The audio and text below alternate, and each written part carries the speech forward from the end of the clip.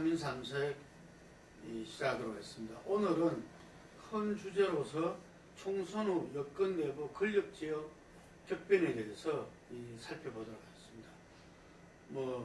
가장 정가의 큰 이슈는 반기문 총장의 내한이었죠.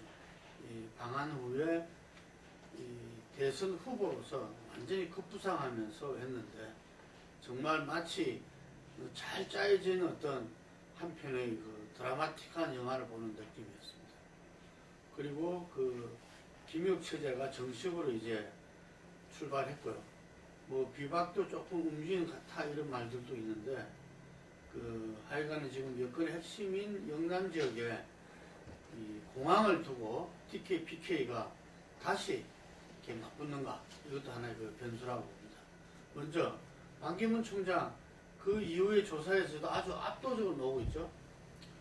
조금은 지금은 이제 며칠 이제 5월 31일 이후에 이게 조사된 것 보면 조금은 차분해진 것 같은데 중앙일보 조사 그리고 MBC 조사가 보면은 반기문 총장이 문재인이나 야권 주자를 압도적으로 이기는 그런 조사 결과가 나왔고 그 다음 조사들 이렇게 그 격차들은 이제 줄어들고 있는 상황입니다. 근데 이 중앙일보 조사 경우에는 질문 문항이 앞에 이제 반기문 총장의 출마 여부, 그 다음에 어떤 방한 일정에 대한 평가 이런 하게 5항 정도 들어가 있어요. 선행으로 이렇게 해놓고 그 다음에 이제 차기 여권 주자로서 하기 때문에 프레밍 효과라고 하나요? 그래가지고 이거는 상당히 이제 이렇게 할 경우에는 만약에 이 총선이나 대선을 어떤 시점에서 이런 조사를 하면 이건 공표를 할 수가 없나? 할 수 없죠. 선관위에서 이미 지적이 당하고 여론조사 심의위에서 걸리는 그렇습니다. 그런 조사인데 지금은 이게 기간이 많이 있기 때문에 좀 띄우는 차원에서 했다고 봐야 될 것 같습니다. 제가 딴 데서 들은 이야기인데 중앙일보의 정치부장이 고등학교 후배다 이런 이야기들이 들리더라고요. 이게 아니냐 들을까 반기문을 확 띄웠다 이런 이야기 있던데 어쨌든 너무 좀 노골적이라서 당시 분위기는 어쨌든 간에 모든 이하를 막론하고 또 반기문이 집중되는 분위기였고 정말 한편에 잘 짜여진 어떤 이 드라마틱한 각본이었다 이래 보는데 어쨌든 또 주의할 점이 바로 주목할 점이 그때 또 이 박근혜 대통령께서 이렇게 아프리카 순방에 맞습니다. 나서서 자리를 또 비워줬다 이런 말들도 있습니다. 요거 다들 이제 그런 시선이 이제 있는데 반기문 총장에게 제주도와 이렇게 다른 서울 그리고 이렇게 경주와 안동을 오가는 행보들 자체가 아까 사장님께서 말씀하셨듯이 굉장히 잘 짜인 각본 이거는 이제 반기문 총장이 만든 행보라기보다는 청와대나 친박이 뒤에서 이렇게 잘 조율한 거 아니냐 그야말로 이렇게 TK 지지를 얻어내는 쪽의 동선으로 그리고 행보로 잘 맞춰 나간 거 아니냐 이렇게 이제 평가가 되는 부분들이 겹치면서 이제 청와대와 친박의 작품이 아니냐 이런 말들이 나오고 있는 상황입니다. 근데 오늘 보면은 이인재 이렇게 전문도 이인재는 또 별명이 있대요. 그러니까 이번에는 떨어졌지만 불사조지 불사조. 불사조로서 그랬는데 하여간에 같은 춤추는 그거로서 이렇게 좀 너무 앞서간 거 아니냐 좀 여유를 갖고 하기 바란다 이런 어드바이스를 하시던데 첫날 가는 클럽 간다면서 발언은 상당히 충격적이었죠. 예, 상당히 의도된 발언이고 이제 자신에게 시선이 집중되도록 하는 그런 효과를 충분히 노리고 했다고 봐야 될 것 같고 그러면서 이제 일단 시선을 확 주목시키는데 성공을 하고는 약간 수위를 조절하는 그런 건데 그 점에 대해서 상당히 부정적으로 보는 사람들은 이제 자신이 직을 잘 수행할 수 있게 도와달라고 이제 그런 이야기도 했는데 스스로가 이 직을 벗어나는 걸 하고 그렇게 주목을 받도록 행동을 해놓고서 나중에는 내가 직을 남은 기간 동안 직을 잘 수행할 수 있도록 도와달라는 것은 대단히 이중적이고 정직하지 못한 처세다.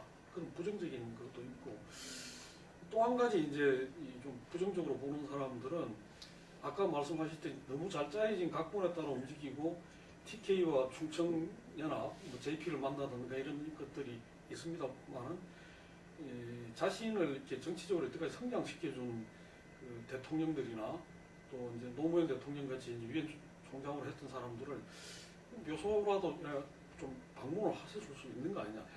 현충원도 갈 수 있는 거고 그런 일정을 다 빼고 오로지 이제 그 자기한테 덕이 되는 포인트만 골라다녔다 이런 부분에 대해서는 좀 부정적으로 보는 사람 시선도 많은 것 같습니다.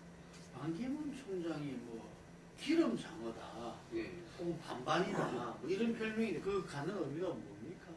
기름장어라는 것은 요리조리 잘 빠져나가신다.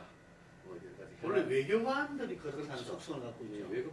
외교관들은 대부분 다 이렇게 이제 빠져나가는 음. 방법을 많이 사용하는 거. 반반이라고 하는 뭐 비슷한 용어인데 의사결정을 확고하게 한 방향으로 정하겠다는 항상 이렇게 선택의 여지를 남겨두는 그런 이제 그러니까 말씀하시니까. 양장보기를 한다 뭐 그런 예. 얘기.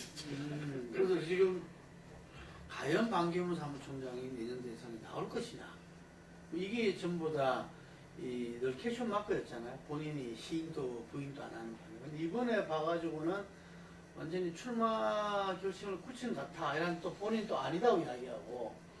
예, 뭐 상당히 의지가 있다. 권력 의지가 있고 출마에 대한 욕심이 있다는 걸 이번에는 만천하에 공표했다고 보는 게 맞을 것 같고 이게 자체가 나중에 가서 뭐 꼭 본인 뜻대로 안 되더라도 지금 현재 친박이라든가 지금 어떤 그 여권으로서는 하등 손해볼 게 없는 이번에 상당히 나름대로 타임을 잘 맞춰가고 남는 장사를 했다. 좀 이 총선 이후에 그때 침체되어 있는 분위기도 만회를 하고 대통령 그 지지율 추락도 일정하게 방해해내고 뭐 여러 가지 효과를 거둔 걸로 봐야 될 것 같습니다. 다른 측면에서 본다면은 이번에 그 방한 어쩌든 대선 사실상 이렇게 출마 시사 뭐 이런 부분들과 이렇게 대비해서 1946년도에 유엔 결의안이 네. 또 주목되고 박원순 시장도 언급하고 이 선훈 의원도 이렇게 방송에 나오셔가지고 지적을 하시기도 하고 이번에 보니까 대변인이 그걸 알고 있다. 네. 그 뭐야 보도를 보니까 예. 사무총장을 한 분은 각국의 정보를 갖다 너무나 소상히 알고 있기 때문에 그 자기 자국의 공직에 1년간이니까 직후에는 그게 보통 1년이라 이야기하던데요. 네. 원론으로 돼 있다. 그러면은 이 대선 출마에 걸리는 시점이잖아요. 예. 그 상당히 좀 부담스럽겠어요. 예, 그러니까 우리 국내에서는 뭐 그 별거 아니다 그렇게 보는 시각이 많은데 지금 반기문 총장이 유엔에 복귀하고 나서 나오는 외신들 보도라든가 네. 이 유엔 그 주위에서 나오는 반응은 대단히 사늘하고 그러고 적절치 못한 행보다 뭐 이런 데 대한 그게 좀 집중적으로 쏟아져 나오고 있습니다. 이전까지도 외신에서 그 반기문 총장을 그렇게 긍정적으로 언급한 적이 별로 없어요. 내용들을 보면 대단히 그 비판적인 그걸 많이 받았는데 이번에는 그런 걸 더 자초한 측면이 있다 그렇게 봐야 될 것 같습니다. 그렇게 두 번째가 금방 말씀하신 영국의 이코노미스트나 이런 데서 최악의 총장이다. 왜 그런 평가를 받죠? 뭐 역대 총장들이 다들 좋은 평가를 받진 않았으니까 최악의 총장이라고 하는 것은 이제 조금은 과도한 평가다 이렇게 이제 파리 기후개발기나 이런 거 봤을 때는 그나마 좀 성과는 있지만은 이렇게 너무 눈치를 봤다 강대구 그 전에 보다 이런 측면에서 좀 강한 면이 있는 것 같습니다. 특히 이제 좀 최악이라고까지 그 맞는 측면은 지나치게 그 미국의 그 종미적이다. 그러니까 미국의 그 종속적인 그런 총장으로서의 어떤 그거는 그 사무총장을 제3세계 국가 내지는 이 좀 그 빅5가 아닌 나라에 그걸 하는 것은 약소국들의 입장을 많이 대변을 해주라. 유엔 사무국은 그런 의미가 내포되어 있는데 지나치게 미국의 눈치를 보고 미국 그 입장에 맞춰가지고 하는 것에 대한 지적이라고 봐야 되고 그 다음에 조금 전에 이야기했듯이 그동안 이게 뭘 하면서 대단히 무책임하고 그 다음에 또 철저하게 어떤 그런 그 저거하지 않는 뭔가 좀 가단성 있게 뭘 하지 않는 이런 부분에 대해서 이게 좀 누적되어 온 게 아닌가 평가 기준들이 있던데 그 보니까 좀 부정적인 평가를 많이 받아왔던 것 같습니다. 원래가 이렇게 한 9년, 10년째 들어가면은 이 부정적인 평가를 왜? 그러니까 마지막이니까 이제 바뀌니까. 그 새로 이제 임명된, 새로 이제 선출되는 이렇게 사무총장에 대한 기대감을 이제 현직 총장에 대한 이제 비판으로 이제 가름하는 부분이 많기 때문에 그거는 아주 뭐 조금 심하게 평가한 부분도 있다 이렇게 볼 필요가 있습니다. 대한민국의 명예를 다 걸고 있는 분이시니까 마무리까지 정말 잘했으면 좋겠네요. 그런데 마지막으로 하나 짚을 점은 최근 여론조사에서는 다 일관된 그 경향이지만 이 반기문 그 사무총장이 후보로 등장함에 따라서 이 문재인 안철수 양강구도가 문재인 반기문 양강구도로 바뀌고 안철수 대표는 한 좀 10% 정도 이렇게 뚝 떨어져요, 이게. 이게 상강이라 할 수 없을 정도로. 근데 이게 지난 대선 때 반기문 후보 대신에 박근혜 후보 됐을 때하고 조금 상황이 좀 다르다. 이런 걸 갖다 알 수 있는데, 안철수 쪽에서 상당히 좀 이렇게 이 부분들에 대해서 상당히 이렇게 좀 경계하겠어요. 그럴 수밖에 없는 게 여론지표가 나온 것들이 이렇게 안 총장이 나서면은 반비례해서 이렇게 안 대표가 지지율이 떨어지는 그런 현상도 동시에 국민의당도 같이 떨어집니다. 정당 지지도 같이 떨어지는데 이것은 지지층이 겹치고 있었다라고 하는 기존의 분석들이 웬만큼 이렇게 맞는 웬만큼 이렇게 일치하지 않느냐 이렇게 이제 보여지는 부분입니다. 그러니까 반기문 그 총장이 그 대선 주자로 여권의 대선 주자로 이렇게 그 여론조사에 그걸 하게 되면서부터 그 두 가지 현상이 같이 일어난다고 볼 수가 있습니다. 하나는 그동안 여권의 주자가 부재한 상태에서 이 막연하게 이제 그걸 그 여권을 그 대표하는 그거로 해가지고 오세훈이라든가 김무성이라 이런 사람들이 좀 나눠 가졌던 부분이 있는데 그 부분 또 대폭 빠졌어요. 오세훈 같은 경우에도. 그 다음에 이제 우리가 이야기하듯이 지난 총선에서도 그랬고 그동안 국민의당이라는 부분이 여권이 좀 그 지리멸렬하면서 여권표가 상당히 국민의당으로 와 있었다 이런 우리가 이제 그것을 많이 했었는데 그 부분이 지금 이제 좀 실제로 드러나고 있는 거 아니냐. 그 여권의 그 확실한 어떤 차기 대권 주자가 부상을 하고 그 부분이 굳어질수록 국민의당은 어떻게 보면 그 야권으로 되면서 과거에 새누리당 지지자들 중에서 와 있던 부분들이 도로 이탈해가는 그런 현상이 있고 안철수 후보 대표 경우에도 그 피해를 상당히 보고 있는 거다 그렇게 봐야 되겠습니다. 예. 그래서 지금 이제 이 반기문 효과, 뭐 현상까지는 아니더라도 이 효과 부분에서 가장 이득을 본 부분이 청와대가 친박 아니냐, 뭐 이런 이야기가 나올 정도로 실제로 맞습니다. 일정 정도 그 엄청난 위기, 비판 이 부분들이 좀 이렇게 수습 국면에 좀 들어간 느낌이 있어요. 사실 이렇게 반 총장님이 제주도 오기 전 단계는 새누리당은 내용 상태를 좀 더 어떻게 수습할까 그런 최대 위기 상황이었고 박 대통령 또한 이렇게 지지율이 하강 국면에서 이렇게 어떻게 반등의 기미가 안 보이는 상황이었는데 반 총장이 오고 5박 6일 행보하는 동안에 새누리당 당내 갈등은 그냥 이렇게 눈 붓듯이 사라져버리고 박 대통령 지지율 동안 이렇게 일정 회복하는 그런 상황을 이제 빚어졌다고 봤을 때 상당히 이렇게 효과를 많이 봤다 이렇게밖에 볼 수 없는 겁니다. 성공에 더 봐야 되겠네요. 이 반기문 방안.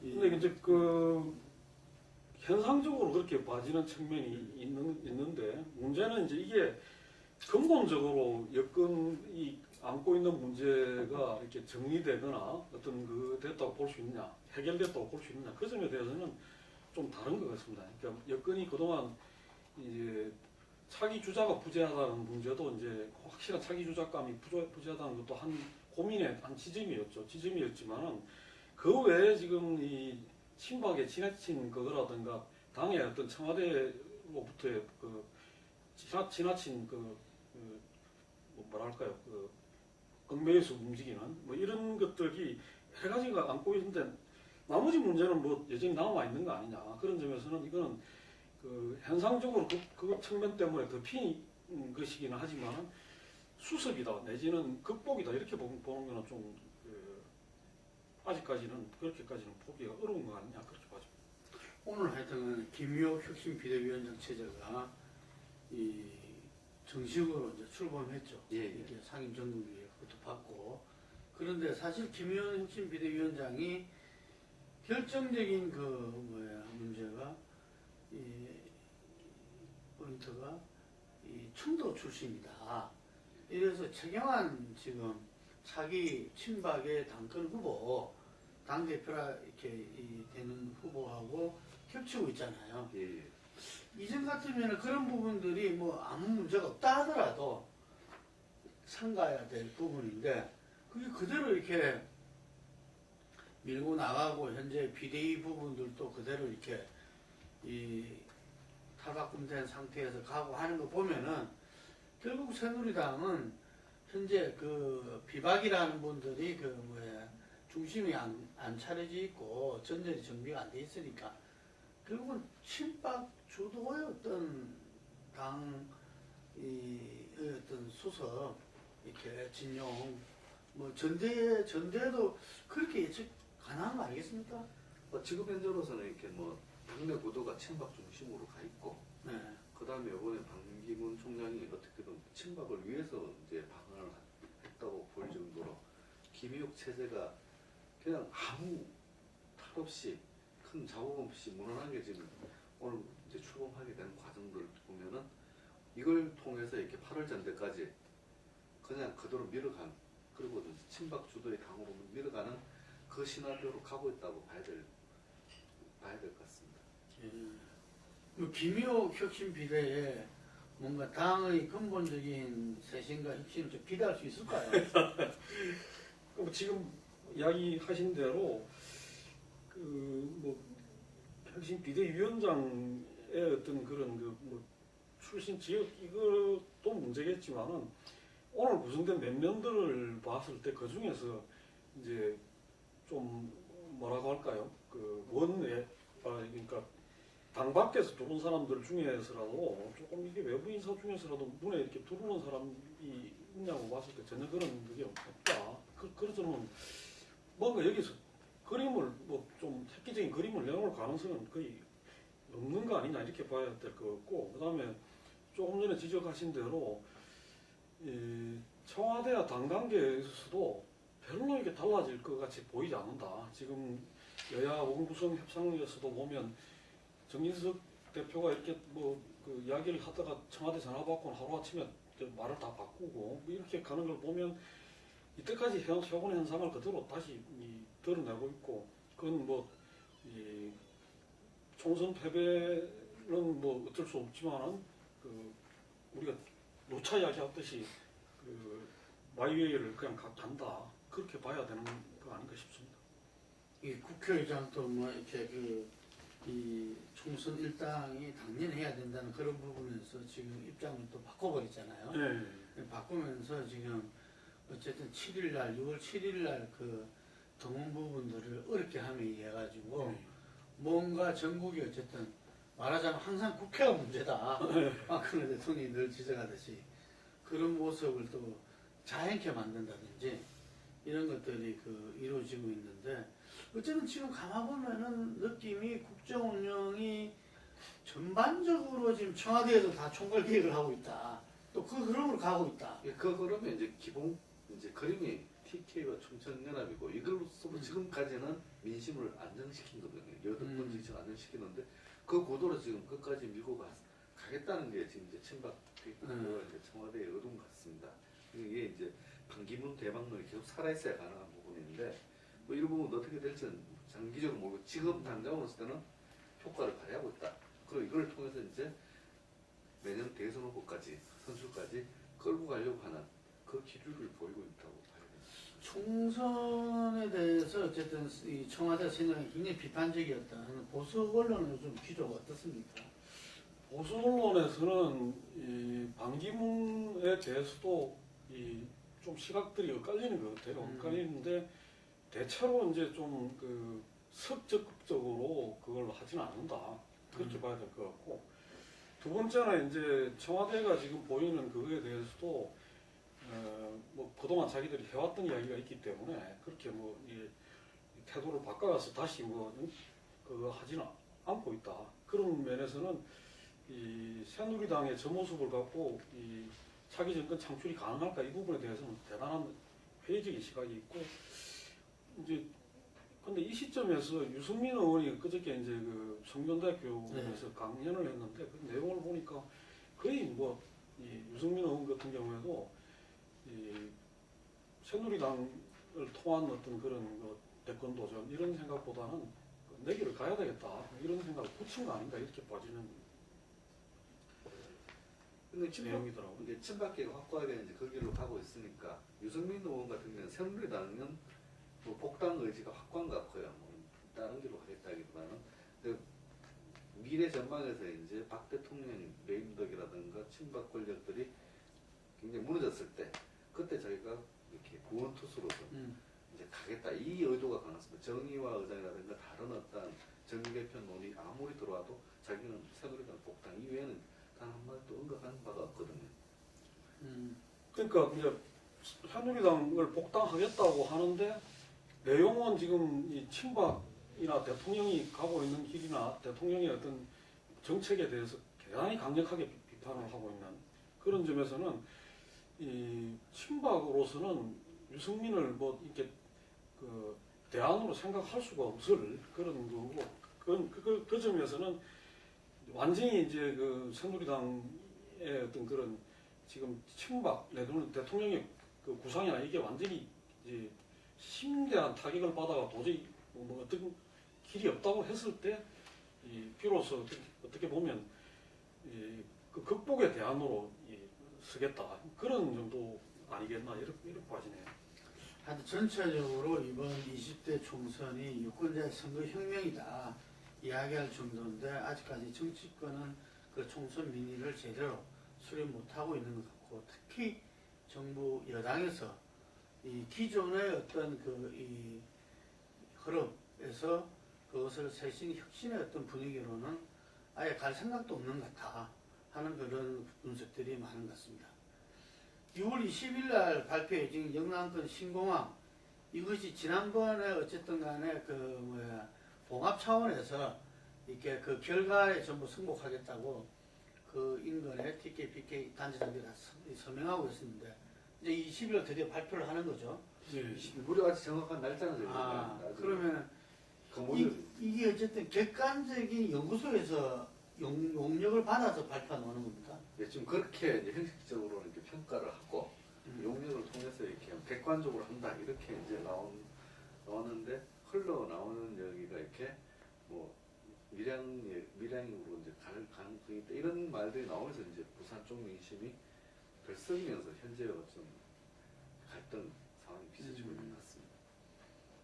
그러니까 이 밀양도 뭐 여러 가지 산을 깎아야 되고 여러 가지 문제가 있지만 뭐 부산은 가덕도는 더하다. 거기서는 김해공항하고 뭐 이렇게 간제서 뭔가 그게 같이 겹쳐서 안 된다 하려면은 뭐 이렇게 정하려면은 김해공항을 확장하는 걸 해야 된다. 뭐 이런 이야기도 오고 하여튼간에 부산 가덕도에 대한 굉장히 부정적인 어떤 전문가들 의견이 쏟아지고 있던데, 그래서 지금 더민주에서도 나섰죠 이게. 예, 그 더민주 요번에 부산 당선자들 경우에는 그거에 어떤 상당히 정치적인 승부를 걸고 있다 이렇게 봐야 될 것 같고, 이 부산의 이 새누리당 쪽 PK 의원들 경우에도 이 물러서기가 굉장히 어려운 상황이다. 왜냐하면 지역 분위기가 이게 이제 뭐 나쁘게 말하면 지역이 이주이지만 이게 그 4대강 전체에 투입된 게 22조라고 그러는데 이 영남 신공항 하나에 투입되는 게 20조 이상이 되고 그게 미칠 경제적인 파급이나 이런 거를 감안을 하면 이게 이 부산에 가까운 쪽으로 오느냐 아니면 밀양으로 가느냐에 따라 갖고 원체 그 이후에 그게 달라지기 때문에 불가피하게 이거는 그 대결 구도로 갈 수밖에 없고, 지역에서 민심을 대변하는 정치인이라면 이 부분에서 어정쩡한 태도를 보였다가는 굉장히 그 그런 상황이라고 봐야 되겠죠. 이게 총선 당시에도 이렇게 이 문제가 이렇게 조원진 의원이 이렇게 선물이 그렇죠. 아, 준비되었다 이 말을 이렇게 예고. 그것도 선물이 이거모아이죠. 네. 신공화. 그러면서 부산 지역 전 후보들이 나와가지고 기자회견하고 막 이렇게 뭐 절대 이제 가덕도를 유치하겠다 이렇게 비선 시민들한테 약속도 하고 이런 이제 상황이 벌어졌는데 뭐 지금으로 봤을 때는 이렇게 양쪽 간에 이렇게 특혜와 피해 간에 이렇게 분열까지 갇히지 않을까 이런 이제 뭐 예상까지 나오는 상황입니다. 이 TK, PK가 또 이렇게 묘하게 친박과 비박 간의 어떤 세력들이 거래되어 있다 보니까 더욱더 그 주목되는 것 같습니다. 예, 밀양이 또 지역적으로 보면 바로 옆에가 청도 경산하고 아주 가깝잖아요. 그러다 보니까 이제 이 최경환 의원이 또 이제 이 문제에도 이제 걸리는 그게 있어가지고 이제 뭐또 김무성 대표 전 대표 같은 경우가 이제 부산을 대표한다고 봐야 될 거고 그렇기 때문에 굉장히 이 심각한 이 결과에 따라서는 심각한 어떤 양상이 벌어질 수도 있다 이렇게 봐야 될 것 같습니다. 예, 반경의 효과를 딛고 최경환 이렇게 당 대표 후보가 열심히 지금 뛰고 있다 하는 것들이 연일 그 언론 지면을 장식하고 있습니다. 자, 오늘은 이 반기문 방안과 함께 여권 내부의 권력 지형에 대해서 살펴봤습니다. 예, 여기까지 하겠습니다.